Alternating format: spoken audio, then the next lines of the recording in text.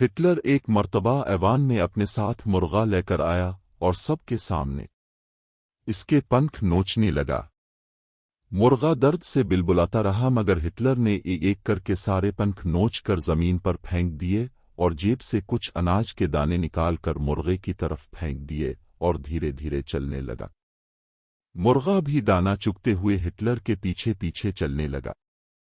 Hitler دانا پھینکتا گیا، مرغا دانا کھاتا ہوا ہنٹر کے پیچھے چلتا رہا اور آخر کار وہ مرغا ہٹلر کے پیروں میں آ کر کھڑا ہو گیا۔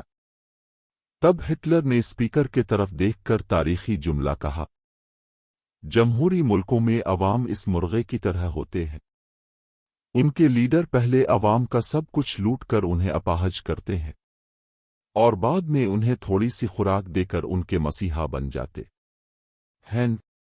حالیہ زمانے میں ہماری حالت بھی کچھ ایسی ہی ہے۔